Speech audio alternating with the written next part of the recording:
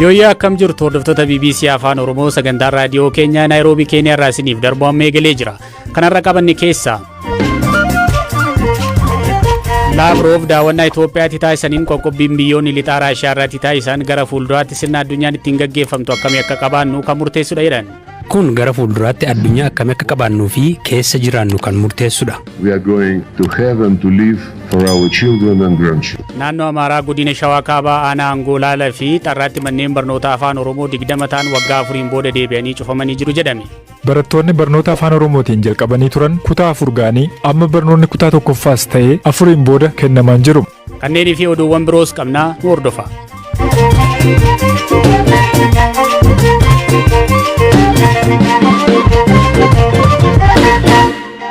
Itoophiyaatti biqiltuuwwan dhaabuun maqaa duula Ashaaraa Magariisa jedhuun erga jalqabamee waggoota 4 lakkoofsiseera.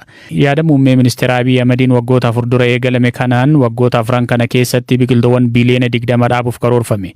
Kan bara kana osoo hin dabalatiin duula marsaalee 3 darbaniitiin biqiltuun biliyoona 18 dhaabamuu gabaasaaleen ni mul'isu. Jijjiirama haala qilleensaa sadarkaa addunyaatti yaaddoo dhala namaa ta'ee jiru kana to'achuuf haala kamiin biqiltuu dhaabuun murteessaa ta'uu kan himan barsiisaan muummee saayinsii bosonaa Yuunivarsiitii Madda Walaabuu gargaaraa Piroofeesaraa Taammiruu Kaffalaa garuu biqiltuu dhaabuu qofti gahaa miti jedhu beekaa Toomatu dubbise. Hojiiwwan gammaatti hojjetaman kan jajjabeeffaman dhaabuun immoo barbaachisaa dhuguma. Garuu biqiltuu dhaabuu qofti gahaadha jennee gaafadhannu gahaa miti beektaa.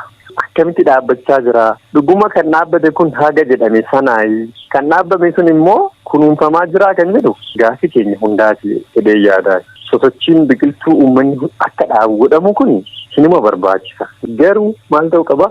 Of eeggannoo guddaan godhamuu qabu namoonni dhaabaa jiran sun political implication yookiin immoo daldala siyaasaaf jedhanii kan dhaaban yoo ta'e hubannoo osoo hin qabaatin kan dhaaban yoo ta'e akkamitti akka dhaabbachuu qabu kunuunsa barbaachisuu fi biqiltuun sun argachuu qabu odoo hin beekin dhaqanii kan dhaaban yoo ta'e garuu faayidaa isaarra miidhaa isaatu caala jechuudha. Hojiin isaan jalqaban sun yoo bu'aa buusuu fi baate maal gochuudha fuulduraaf illee waan sana itti deemee hojjechuuf uummanni rakkataa jechuudha. Duula waggaa 4 kana godhameen wanti akka bu'aatti ka'uu malu yookiin immoo gara fuulduraatti illee bu'aa akkanaa buusuu danda'a jedhamee wanti yaadamu maayin? Faayidaan bosona sanaa ammatti kanarraa arganne jennee tilmaamuuf xiqqoo nama rakkisu illee. Biqiltuu san dhaabuuf fakkeenyaaf hojiin kunuunsa biyyoo bishaanii hojjetameera jedhee yaada iddoo garaagaraatti biqiloonni kana dura badan fakkeenyaaf margallee ta'uu danda'a suutan irratti biqilaa deemu. Inni sun gaafa biqilaa deemu biqiloonni gurguddaan iddoo qabataa deemu jechuudha. Duulli amma deemaa jiru kuni bu'a qabeessa akka ta'u ija ogummaatiin kuni osoo sirrate kuni osoo itti dabalame irra caala gaarii ta'a ture silaa wanti jettu maayini?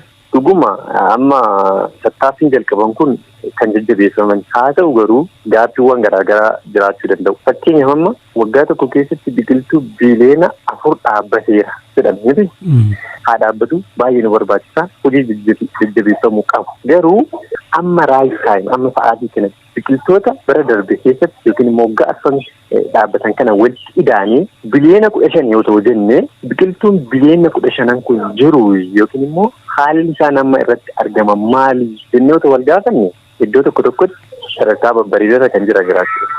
Iddoo tokkotti immoo guutummaan guututti iddoon ittiin jiraanne illee jiraachuu danda'a. Kanaaf dhuguma jijjiiramni haa dhufu jedhamee yoo yaaddan akka yaadatti kennuu kan hin danda'u. Tokko qarshii fakkeenyaaf waggaa tokkotti biqiltuun biliyoona 4 kan dhaabamu yoo ta'e otoo gatii biqiltuu tokkitti qarshiidhuma 5 tilmaamne biliyoona 4 baay'isuu qarshii 5 qarshii biliyoona 20 ta'a. Biqiltuu biliyoona 4 salganneetuma dhaabnee deemuu odoo hin taane otoo biliyoona 2 waggaa tokkotti qorannoo gahaan godhame daangaan iddoo sanaa beekanii erga dhaabbatanii booda kunuunsi godhamuu fi qabu haalan godhamee fi sidliingii biliyoona 2 jechuun immoo qarshii 5 yoo baay'isne biliyoona 10 ta'an biliyoona 10 sana koonzerveeshiniidhaaf keenya qarshii sana biliyoona 2 immoo daangaa isaa hojjennee qorannoon godhamee dhaabna jechuudha.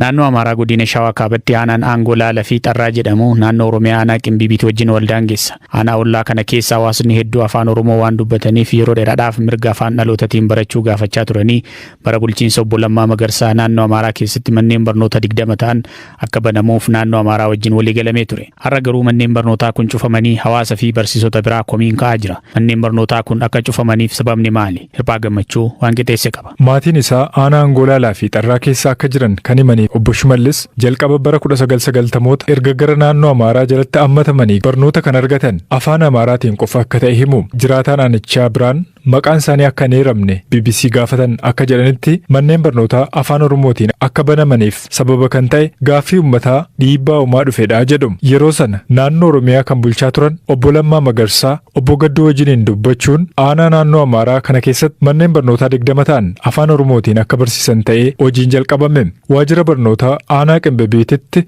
ogeessa qorannoo sirna barnootaa akka ta'an obbo Masfin Raggaasaa immoo ogeessa gara Aangolaalaa fi Xarraa deemuudhaan deeggarsa gochaa turanidha. Yeroo sana manneen barnootaa afaan Oromoo 20 banuudhaaf hojjetamaa ture. Manneen barnootaa afaan Oromoo aanaa Aangolaalaa fi Xarraatti banaman keessaa tokkotti barsiistuu akka taatee fi maqaan ishee akka ibsamu kan hin barbaanne shamarreen tokkos ani kan hin ramadame bara 2012tti. Sana booda mana barumsaa irrattan carraadhaan ramadamee jetti. Barsiisonni kunneen adeemsi qacarrii isaanii naannoo Oromiyaatti raawwatus itti waamamni isaanis ta'e mindaan kan kaffalamuuf garuu naannoo Amaaraati. Ogeessi barnootaa aanaa Qembebeet obbo Masfin walakkeessa bara 2014 kanaasitti garuu manneen barnootaa afaan Oromootiin barsiisaa turan akka cufamaa jiran odeeffannoo qabaachuus himan. Manni barumsichaa cufamnaan gara naannoo Oromiyaatti deebi'uu kan himan barsiisaa Guutaa Tolaa manneen barnootaa afaan Oromootiin yeroo banaman uummanni gammadee akka turee fi booda dhiibbaan garaagaraa uumamuu akka eegalee dubbatan. Barsiisonni BBC'n dubbise akka jedhanitti barattoonni barnoota afaan Oromootiin jalqabanii turan kutaa 4 ga'anii amma barnoonni kutaa 1ffaas ta'ee 4 booda kennamaan jiru.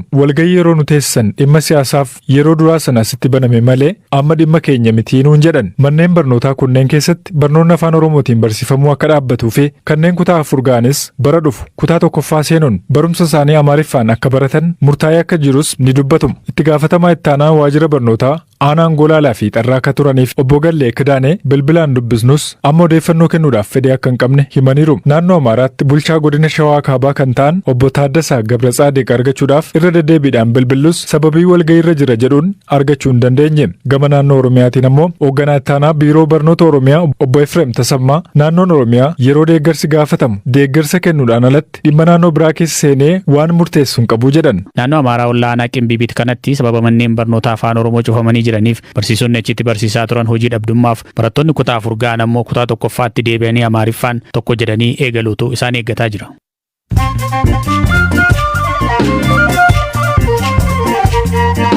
Hordoftoota keenya ammoo gidduudhaan oduu gaggabaaboon isinitti hima. Somaaliyaan waldhabdeedha guddicha Itoophiyaa fi Masrii gidduutti uumame irratti Masrii deeggarteetti oduu jedhu akkatte. Dubbimaan pirezidaantii Somaaliyaa Abdul Qaadir Ali Kaar gaafiif deebii BBC Somaalii waliin taasisaniin pirezidaantiiwwan Masrii fi Somaaliyaa dhimma ijaarsa fi bishaan guutuu hidha guddicha Itoophiyaa irratti ejjennoo waloo ifatti fudhatanii jiru jedhaniiru. Ali Kaahir akka jedhanitti Somaaliyaan seera idil addunyaa itti fayyadama bishaan Abbayyaa hoogganuu deeggarti. Yaani dubbii himaa kanaatis erga pirezidaantiin Masrii Abdul Fattah al-Siisiin pirezidaantii Somaaliyaa San Sheekh Mohammad waliin dhimma imaammataawwan gamtokkee Itoophiyaan hidha Abbayyaa irratti qabdu irratti mari'anneera jedhaniin boodadha. Havyaayin mana maree Ameerikaa Naansi Peloosiin gara Taayiwaan deemuuf karoora qabdi oduun jedhu Chaayinaa dheekkamsiise. Hangawaan kun Taayiwaan yoo daawwatan Ameerikaan gatii guddaa baasti jechuun Chaayinaan akeekkachiiste. Peloosiin garas kan imalan yoo ta'e bara 1997 as gara Taayiwaan deemuun nama siyaasaa aangoo guddaa qaban ta'u. Chaayinaan oddola Taayiwaan akka qaama isheetti ilaalti. Taayiwaan diddee walabummaa ishee labsatti taanan Chaayinaan humna waraanaatiin akka of jala galchitu irra deddeebiin akeekkachiisaa turte. Raashiyaan buufata hawaa addunyaa keessaa ba'uun bara 2024tti buufata mataa ishee ijaaruuf akka jirtu ibsite. Ameerikaa, Raashiyaa fi biyyoonni biroo bara 1998 irraa kaasee haala milkaa'in waliin hojjetaa turan. Naasan garuu Raashiyaan saganticha keessaa ba'uuf yaaduu ishee karaa idileetiin wanti isa ga'e akka hin jirre himee jira. Jaapaan magaalaa Yamaguchi keessatti qamaleen miseensa gartuu qamaleewwan hamoo jiraattotaaf gamsiisanii ta'e tokko qabamee ajjeefame. Gartuun qamalee kanaa yoo xiqqaate namoota 50 irratti miidhaa geessisee ture. Mootii gartuu qamaleewwan kanaa kan ta'ee fi namoota hedduurraa miidhaa geessisuun kan shakkame qamaleen guddichi kun mooraa mana barumsaa tokko keessatti adamsitootaan qabameera. Dhaggeeffattoota keenyaa oduun gaggabaaboon ammaaf qabanne kanuma ammoo gara oduu bal'inaan qabanne kan biraattan isin dabarsa.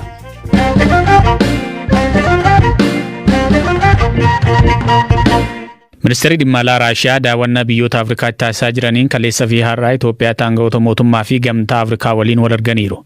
Daawwannaa isaanii kana ilaalchisuun ibsa miidiyaaleef kennaniin Laavrov dhimmoota qaala'insa midhaan nyaataa addunyaa raasaa jiruu fi waraana biyyi isaanii Yukireen waliin itti jirtu kaasaniiru. Imala isaanii michuu barbaachaaf jedhame kanaan rakkoo addunyaan amma keessa jirtu kanaaf biyyoota lixaa himatu.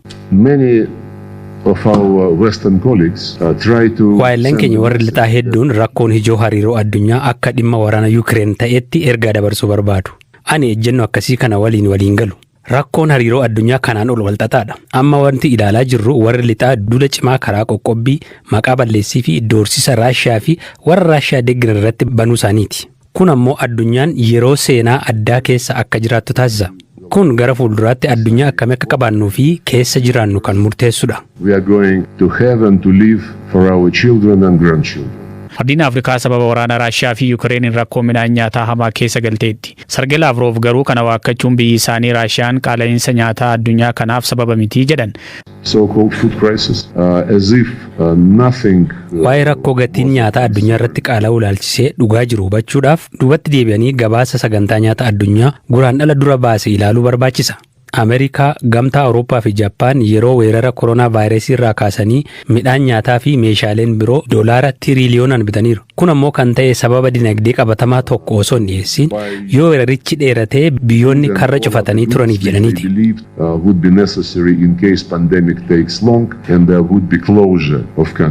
Laavrov qaala'insa midhaan nyaataa amma addunyaa mudataa jiruuf waraanni Yukireen waliin biyyi isaanii gaggeessaa jirtus gahee akka qabu hin haalle. Garuu waraanichaan qabatanii biyyoota dhiyaatu qoqqobbii warra Raashiyaa irra kaa'uun daran hammeessan jechuun komatan. And yes, the situation in Ukraine. Dhugaadha, haalli Yukireen keessa jiru rakkoo gama nyaata addunyaa kanaaf sababa dabalataadha. Kun garuu sababa opereeshinii addaa Raashiyaan gaggeessaa jirtuun kan uumame miti. Deebiin hin taane warra lixaarraa kenname kan qoqqobbii hordofsiisee midhaan nyaataa gabaa addunyaa keessa jirullee akkan sochoone godhedha. Undermining the availability of food on the market. Daawwannaa michummaa barbaacha biyyoota Afrikaatti taasisan dhumaatiin Itoophiyaa kan turan Laavrov itti aanaa ministeera muummee fi ministeera dhimma alaa Itoophiyaa Dammaqaa Makonnin waliin wal arganii dhimmoota garaagaraa irratti fedhii waloodha kan jedhan irratti mari'ataniiru. Obbo Dammaqaan marii Laavrov waliin taasisaniin booda ibsa kennaniin biyyoonni lamaan hariiroo diinagdee, daldala, saayinsii fi teekinooloojii cimsachuu itti fufuu jedhan.